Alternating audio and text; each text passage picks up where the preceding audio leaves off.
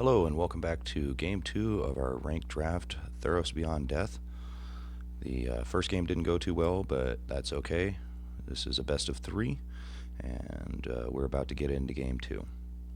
This is a blue and white flash control deck. We try to make our opponent make decisions continuously, not knowing all the information, and progressively squeeze control down onto him until we can get a Trawler out, and then it usually is the game winner. But we'll get into that momentarily. I'm enjoying my first cup of coffee today and doing the audio commentary so that we can get these videos up and going. It's been a few days since the draft, and I'm lagging a little bit behind on getting these out, so bear with me. We'll get the rest of the matches up today, hopefully, and that way you guys can watch them and enjoy them.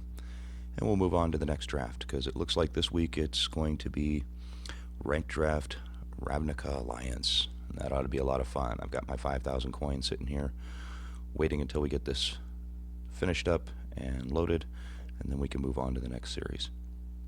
Again, I plan on making this a weekly thing, along with pack openings and hopefully some other tidbits of fun throughout our Magic playing. Anyways, it looks like we got a good land drop this time. 3 land, 1 blue, 2 white. A couple of enchantments, a little bit of hexproof. We got the Flying Chimera. That's kind of nice. Let's see what our opponent's playing. Green. All right.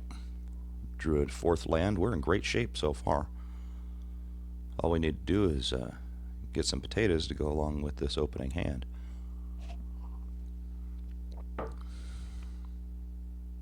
Green and blue. So this is going to be looks like a green-blue enchantment.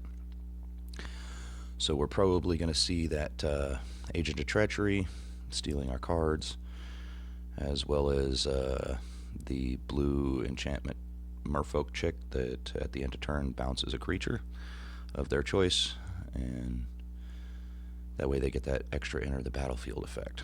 I'm pretty sure that's what this deck is going for. Green-black or green-blue-white. That's a quality flyer.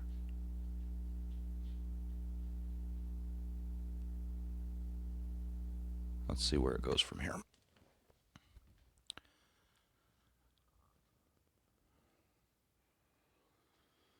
Hits us for 2. A little bit of a slow start. Not too bad. Throw our 4th land down.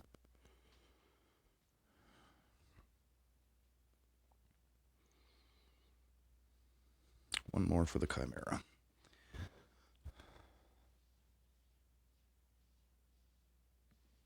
I typically don't like running 4 turns without having something to go with. Alright, so he's got a good board presence so far. Shatter the Sky would be really nice. We'll see what happens here.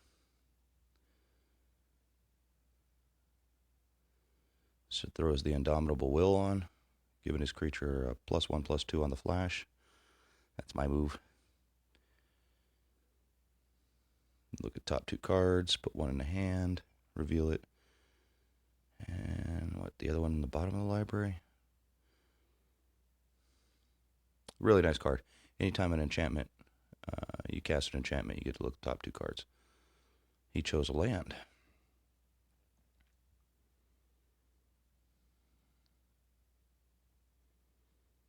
Pass the turn. Ooh, Dream Trawler. Okay. Keep calling it Trawler. It's Trawler, T-R, not T-H-R. I'm sure at least a few of you have caught that watching this video. We'll throw the Chimera out there. Now we got some flying blocking. That's a 3/3. That'll slow him down, hopefully.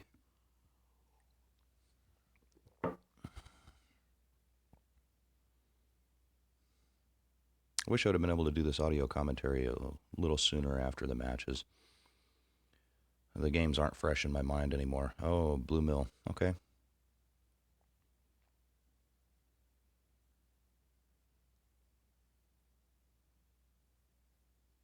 And he frogified. Well, that's not frogify, but yeah, same thing. Turns my creature into a 1/1, loses all abilities. And at this point, I'm going to go ahead and skip the block.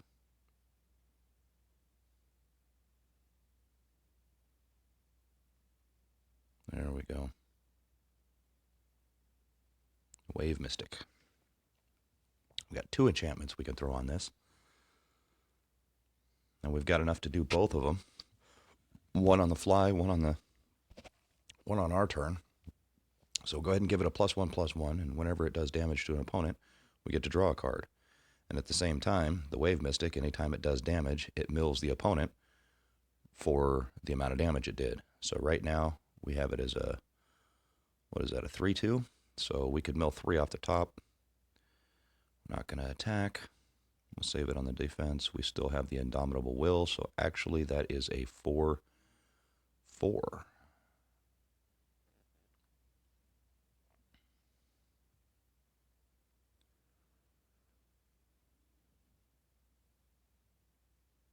Again, it is critical to not let the opponent know exactly what we have. He throws out another 2/3 flyer. Solid board presence.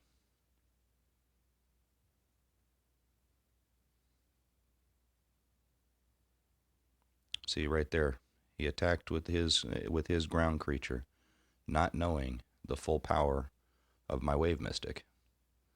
And in turn, he's going to lose that key card,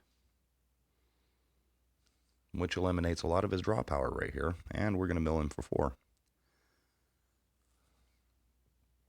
Very, very strong when it comes to a ranked draft. You only have 40 cards in your deck. You lose 4. You literally just lost 10%.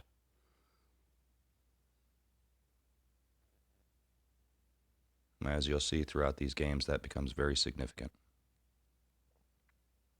We've got the mana now to throw the Trawler.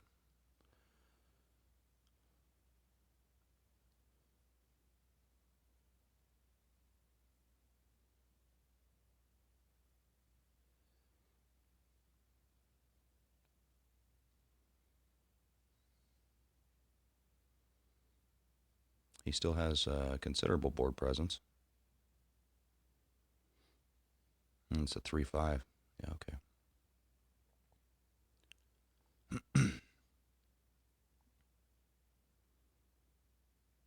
See, this is that Rebuke Existence. That's what I was talking about when we were doing the draft. Drop to exile an enchantment in draft, knowing that enchantments are one of the key factors. We'll just go ahead and wipe his card out right there. Now, efficiency-wise, I could have probably done that before the attack, which, well, no, I couldn't because I didn't have the card before the attack.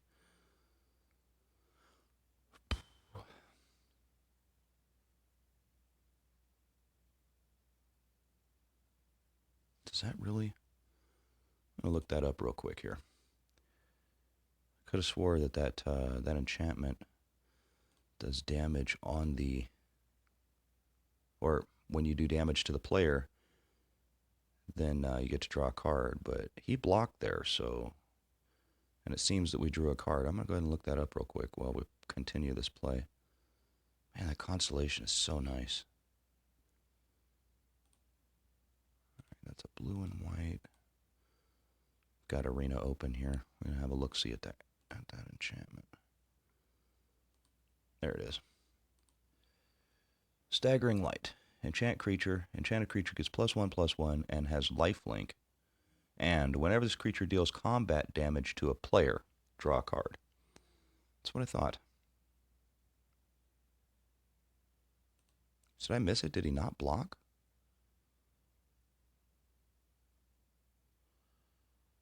Shoot him a good game.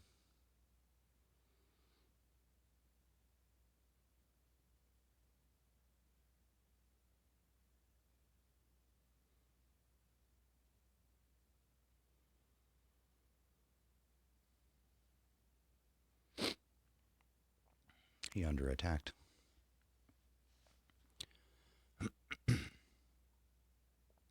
Some really nice stuff in the daily deals today. I don't know if you're watching this on Sunday or not, but something to look at on the shop is the new tab that's daily deals. There's always great cards that are in there. Yesterday I picked up a card backing the snow-covered mountain for 2,000 gold. And today there's a bunch of adventure cards that are in there that are worth looking at if you play white or green. Really, you can get a full art card for relatively cheap. So we got another Rebuke Existence. Go ahead and get rid of the big creature. He doesn't need that.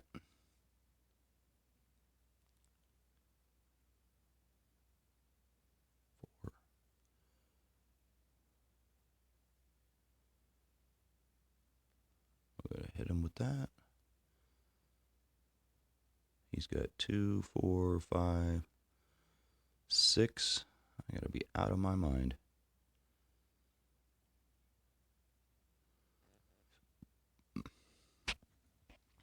He should have blocked that.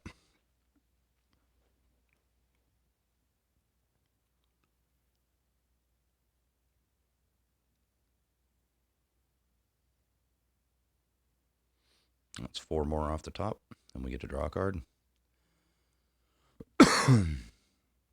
It's a land for 5. So we're 1 short of the trawler. That's okay, though. Hey, I called it a trawler, not a trawler. I'm getting there. Some of these cards are fairly new to me. I have an uncanny ability to catalog these cards, though. I can look at it and go, oh yeah, that does that. Oh yeah, that does that. I'm sure many of you have gotten to that point over the years. My brain just seems to pick it up pretty quickly. So is he giving himself vigilance? Yep. Lifelink vigilance.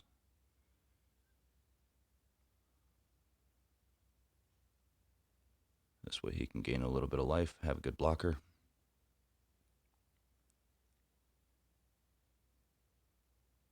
Hits us for 5 over the top. Little spider thing that he can escape. That's another really good mechanism. Escape. Once it's in your graveyard, you can exile a few cards, pay a mana cost, and boom, it's back on the field. All right, so we're just going to throw this out here now.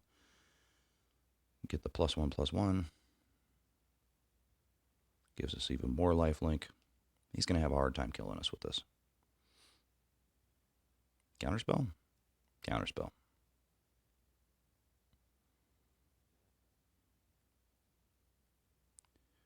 Really good to bait that out before our turn. I drew another land.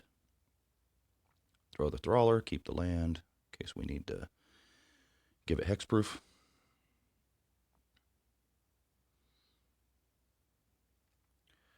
Move forward with that milling attack again. Like I said, 4 off the top on a 40-card deck. This is starting to hurt. He's going to have to block this. You can't afford for me to draw another card and mill 4 more off the top. Quite honestly, I'd use that O2 if it was me.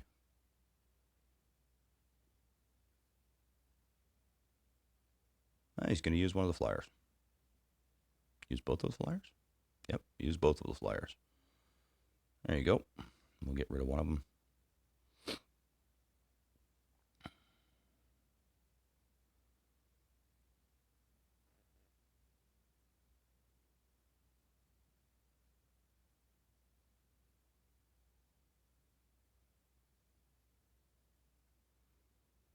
And again, with the Wave Mystic, we mill based on damage, not damage to player. The damage to the player is only if we want to draw a card. By far the top end blue draft cards. And it's a common, so you're likely to run across 4 or 5 copies like I did. You don't want to overcommit in a draft to it, though. Otherwise, you'll find yourself with just a bunch of 2/1s. And they can be easy to deal with. Oh, hello. Let's go ahead and throw that on there. Give that a +1/+1. If it does damage to the opponent, we're going to draw a card. So now our trawler is up to a 5/6. When we attack, it'll get another +1/+1. We'll draw another card. So we're going to gain 6 life right here, be at 16. He's going to have to block. And we are quickly reducing his creatures. Done tremendous amount of damage on his deck. Good half of it's in the graveyard right now. What, build 3 times with it? And we'll just hang on to that for a minute. He chose not to block. So we'll just give it another +1/+1, draw a card, and then we'll draw another card after we do the damage. Again, the opponent had to make a decision without knowing all of the information. Hey, does this happen to you a lot? You know, we drew a land.